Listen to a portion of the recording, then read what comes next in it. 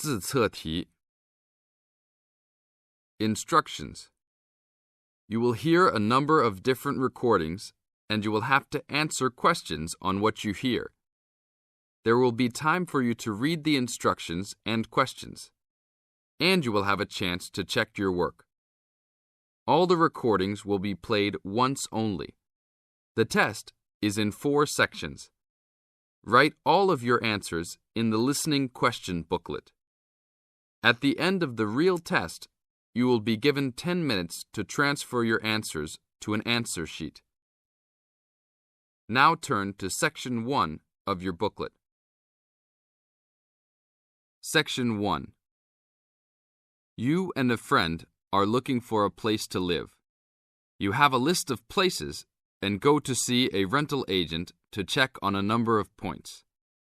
Listen to the conversation between your friend and the rental agent and complete the list. First, you have some time to look at questions 1 to 6 on the housing list.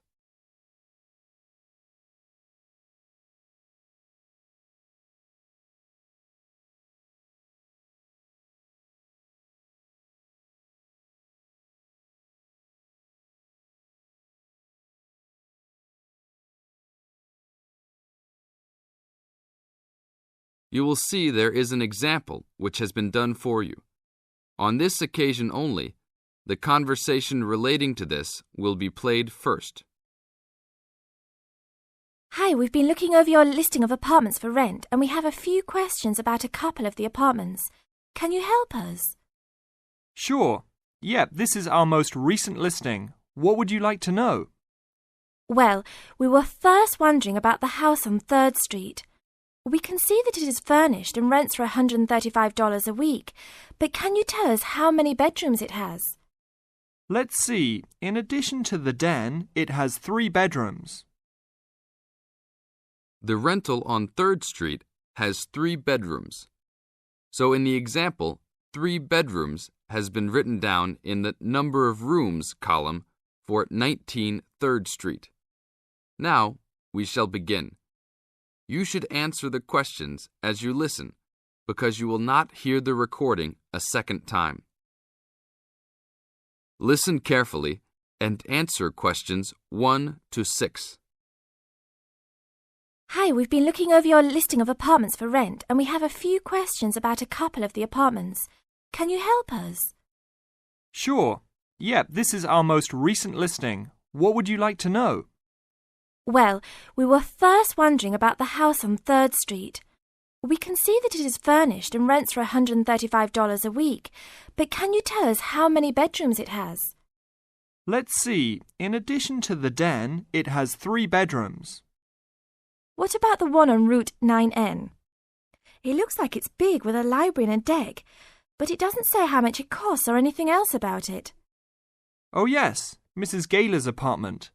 That one is actually only a 10-month rental, and it is going for $156 per week.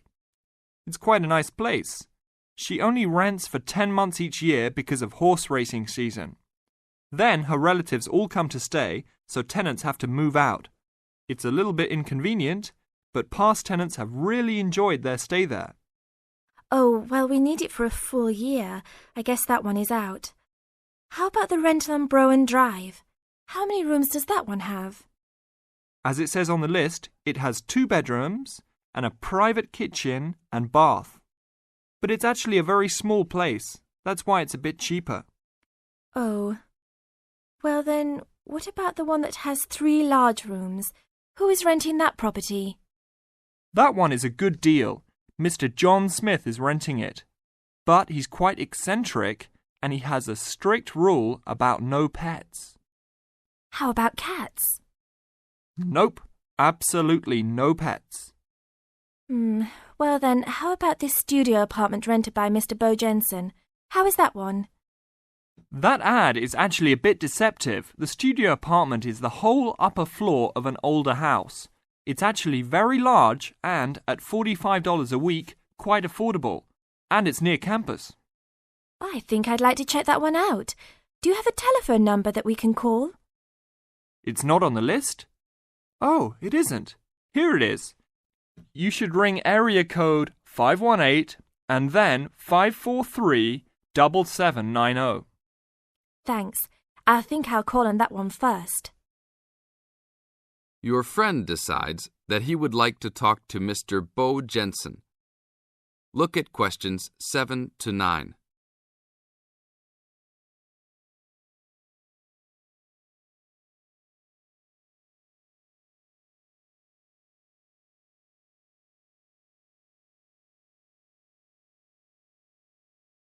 Answer questions 7 to 9. Write no more than 3 words for each answer. Hello? 1512, Route 9. Yes, is this Mr. Jensen? Yes, it is. Can I help you? Yeah, we're studying here at university and we came across the rental information for the studio apartment that you're renting. Is it still available? Yes, of course. I actually just placed the ad and you're the first person to call. Is there anything you'd like to know about it? Yes, actually there is. As students, we are on the internet a lot, and we heard that some homes in the area have high-speed connections. What type of connection do you have there now? Oh, that's an interesting first question. But I guess I have heard that too. But we just have a phone line here. Nothing fancy. I think you can have a cable line installed, but it's just a phone line for now. Okay, well maybe we can do that. What type of heating does the apartment have? Now there's a more traditional question. We have oil heat here. It's an older house. That tends to be a little more expensive during the winter, right? Yeah, but there's nothing to do about it. It would cost too much for me to put in a gas heater. What else would you like to know about the apartment? Well, we heard it was quite big. Is it furnished? Actually, yes. I should have put that in the ad. It has an old couch and a couple chairs, a dining table, refrigerator, stove, and even a dishwasher. Does it have any beds? Yep, it has 2. That sounds great. When is the apartment available? You can have it tomorrow night if you want. I just have to clean up a couple things before you get here. Do you want to come over and see it first? No, it sounds fine to us. I actually know the street too, so I know the area. We'll take it. This is the end of Section 1. You now have half a minute to check your answers.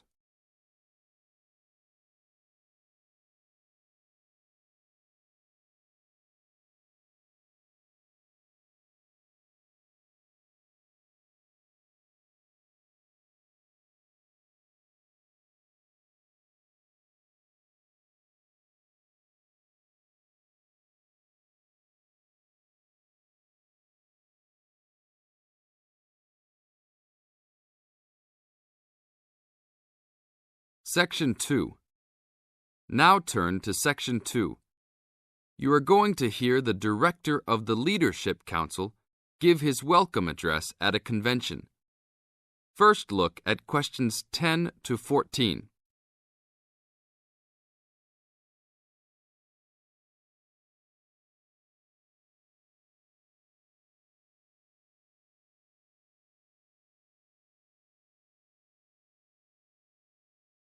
As you listen to the first part of the talk, answer questions 10 to 14. Ladies and gentlemen, can I have your attention, please? Please find your seats. Snacks will be available all day long. Thank you. Allow me to first introduce myself. I am Joe Steinke, Director of the Leadership Council. On behalf of the Organizing Committee for the 8th Annual Leadership Conference, I welcome you all to San Dimas, California, for a special session on postmodern solutions. We have people attending from as far away as Toronto, New York, and even the Bahamas. Frankly, I wish we had gone to you there. But we're very glad you're all here. Let me say further that this will be our largest conference yet. Registrations have far surpassed our expectations. For the first 3 days, we will be hosting more than 325 participants for lectures and workshops. Another 100 will be joining us for our final 2 days and culminating session on Friday evening. We also have a larger selection of seminars than ever, a total of 32. Because we know that you all will want to attend a few special sessions, we will repeat key seminars each day. so there will actually be 38 sessions. I'm sure you will all be pleased with the content and the quality of speakers. Now look at questions 15 to 20.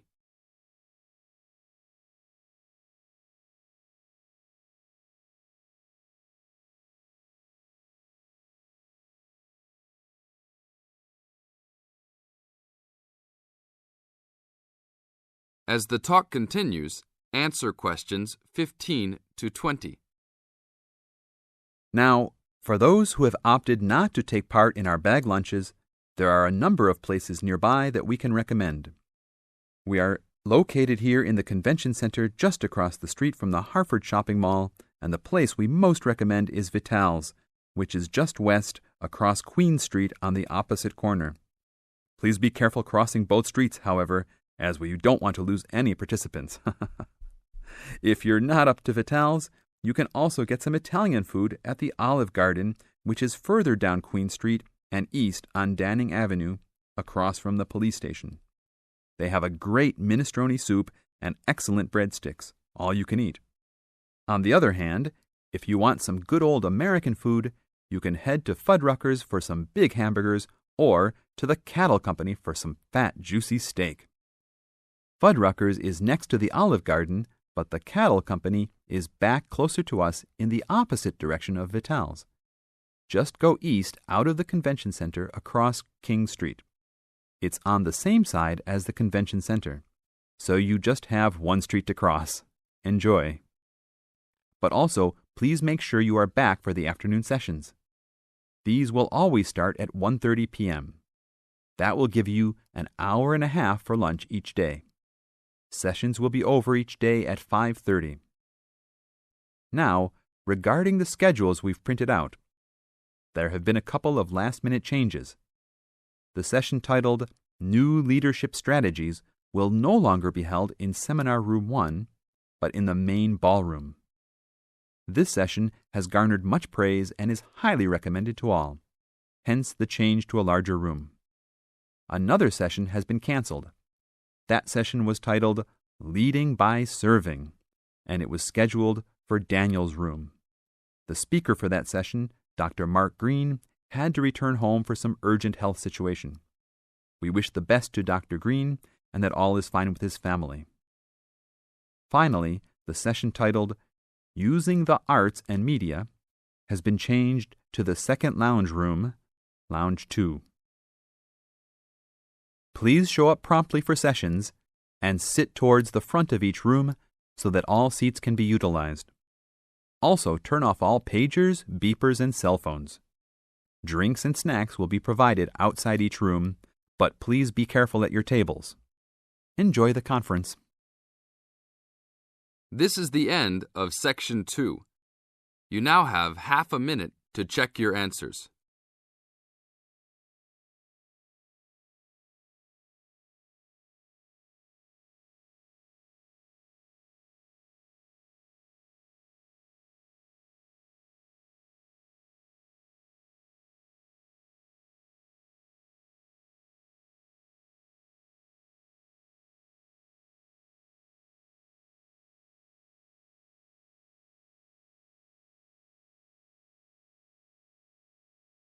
Section 3.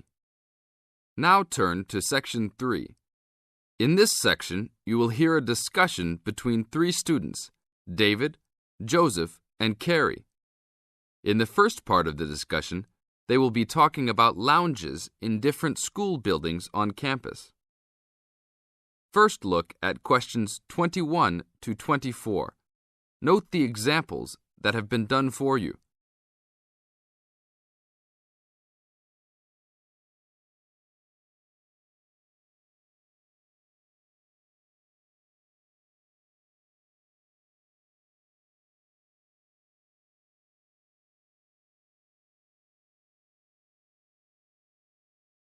Now listen to the first part of the discussion and answer questions 21 to 24.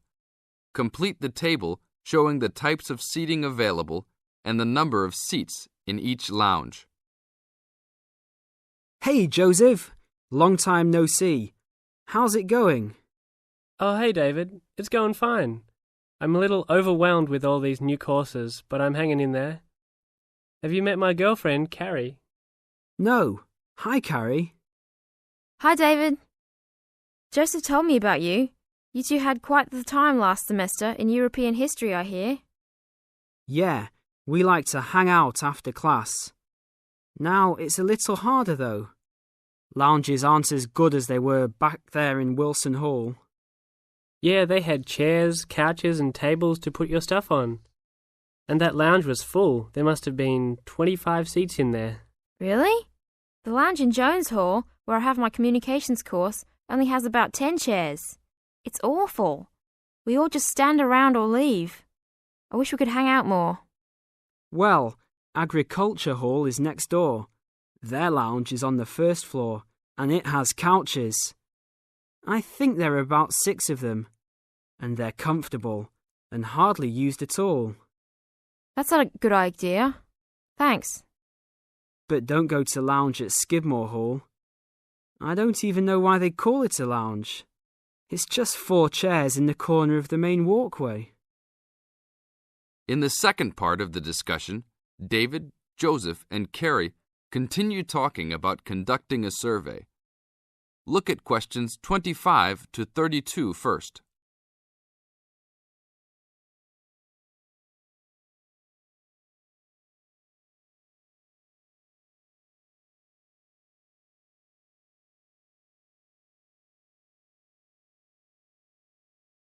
As you listen to the discussion, complete the table showing the number of points 1, 2, or 3 awarded to each hall for the quality of its facilities.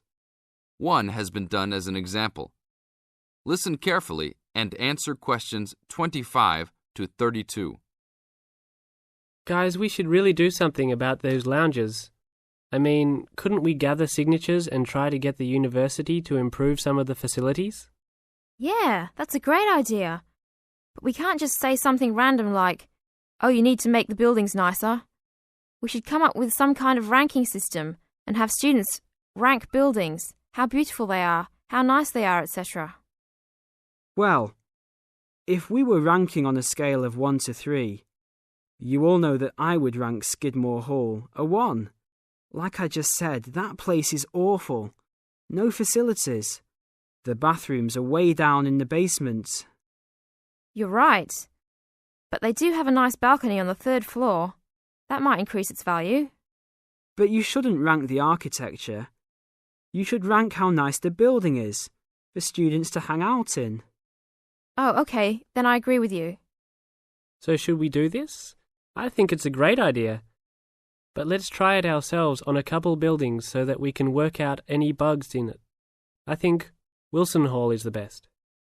Sure, but we've already begun. We will give a building 1 point if it has poor facilities, not enough chairs and no vending machines, that kind of thing.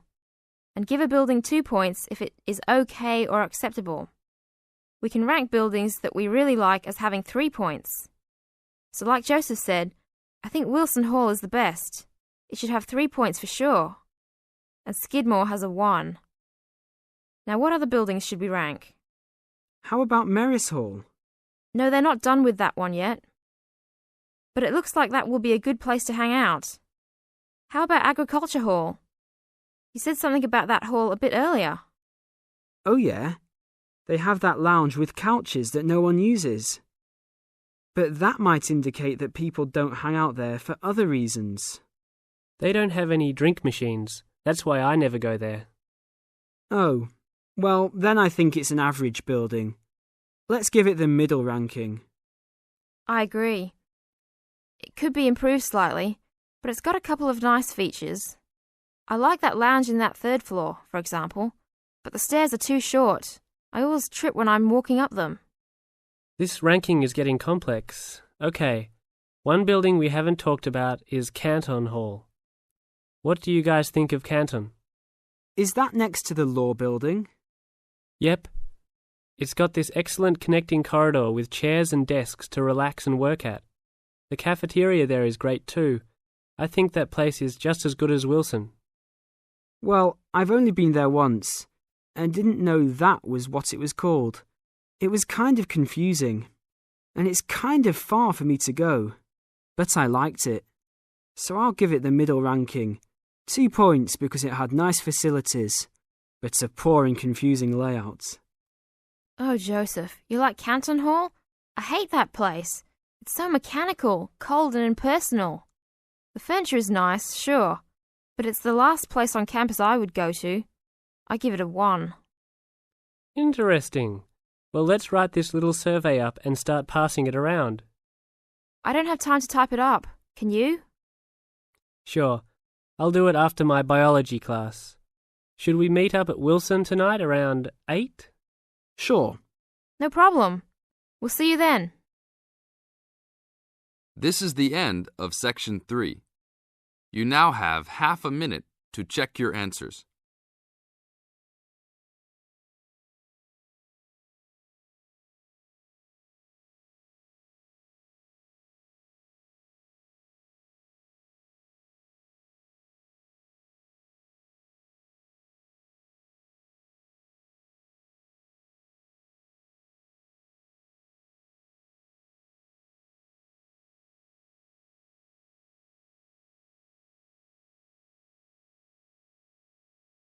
Section 4.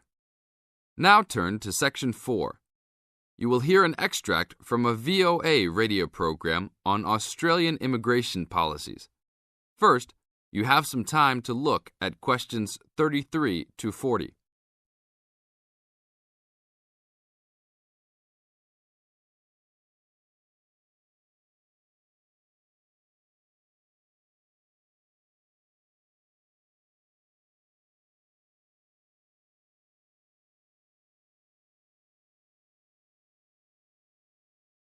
Now listen to the first part of the discussion and answer questions 33 to 35. Tick the relevant boxes in each column. Immigration Minister Philip Ruddock and many of his detractors seem to agree on one issue. In the past, Australia's responses to refugees were generous. Between July 1, 1949 and June 30, 1950, Australia admitted more than 90,000 refugees for resettlement, many more than in any other financial year in its history. An impressive achievement indeed. Who were these people? Almost all of them were Europeans, from countries such as Britain, France, Germany, and Italy. A small minority also came from China. Nearly all of these refugees were displaced persons who were resettled under the auspices of the International Refugee Organization. Most, other than those from China, were actually invited to join an orderly queue to gain admission to Australia. Even at a time when Australia admitted a comparatively large number of refugees, however, its generosity was self-interested. In the late 1940s, the government was anxious to significantly increase Australia's population. Only when it could not procure a sufficient number of British immigrants did it turn to refugees, mostly European refugees. This became clear when Australia refused refugees from many third world nations such as Nigeria, Thailand, and India.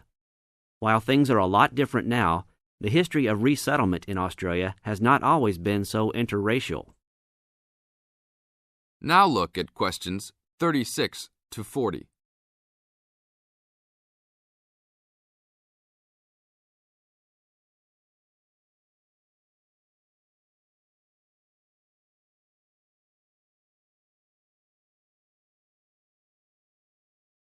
Now answer questions 36 to 40.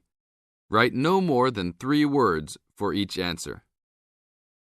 Australians have historically responded to suffering in faraway places with compassion because of 2 factors: previous governments and the belief that Australians like to give others a fair go.